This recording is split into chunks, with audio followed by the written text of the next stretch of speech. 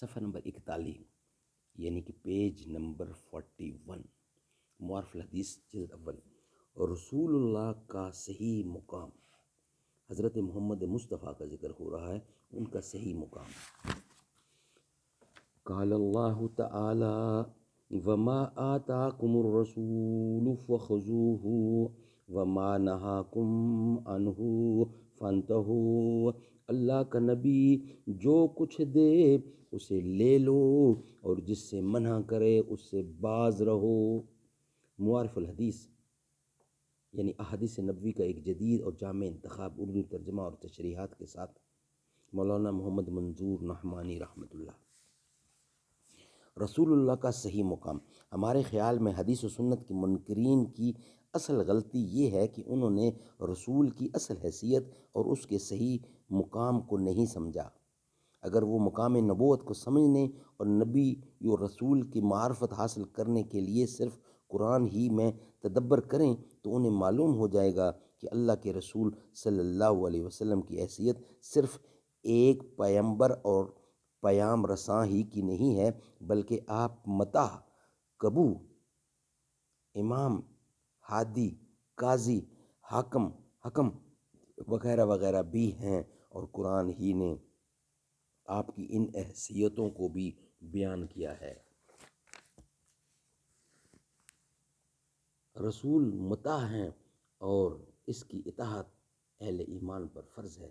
قرآن مجید میں جا بجا اہل ایمان کو مخاطب کر کے فرمایا گیا ہے اطیعوا اللہ و اطیعوا الرسول، اللہ کی اطاعت کرو اور اس کے رسول کی اطاعت کرو۔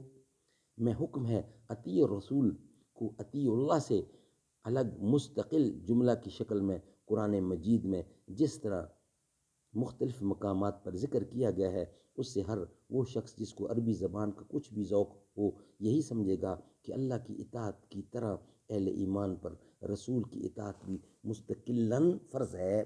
یعنی اس کا مطلب صرف یہ ہی نہیں ہے کہ اللہ کی طرف سے جو کتاب رسول لائے ہیں اس کو مانا جائے اور اس کے حکموں پر چلا جائے، کیونکہ اگر صرف اتنی ہی بات کہنی ہوتی تو یہ تو اطیع اللہ ہی میں کہی جا سکتی تھی، پھر امراً اطاعت کے مستقلاً عیادہ کے ساتھ اطیع الرسول کے اضافہ کی کیا ضرورت تھی؟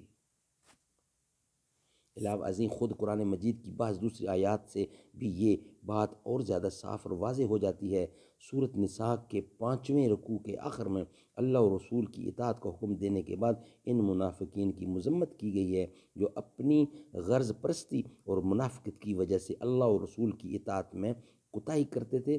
اسی سلسلے میں بیان میں ان کے متعلق فرمایا گیا ہے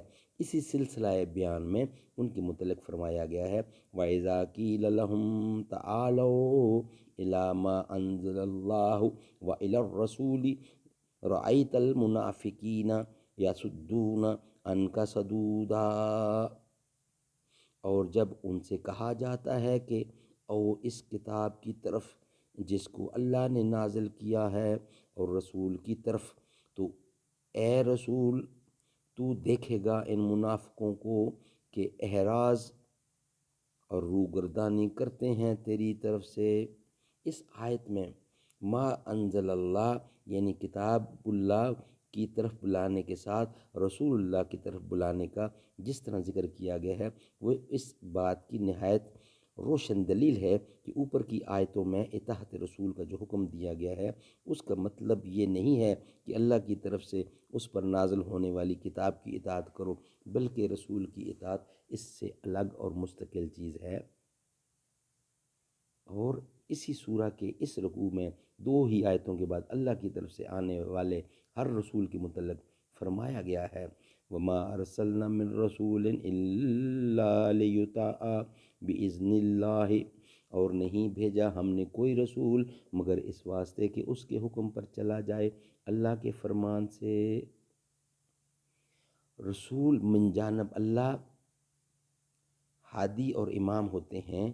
ارشاد ہے وَجَعَلْنَاهُمْ أَئِمَّةً يَهْدُونَ بِأَمْرِنَا، اور ہم نے بنایا ان کو امام و پیشوا، وہ ہدایت و رہنمائی کرتے تھے ہمارے حکم سے۔ رسول اللہ صلی اللہ علیہ وسلم من جانب اللہ حاکم اور حکم بھی قرار دیے گئے تھے۔ انشاءاللہ اس کا بقیہ حصہ نیکسٹ ویلاگ میں بیان کیا جائے گا۔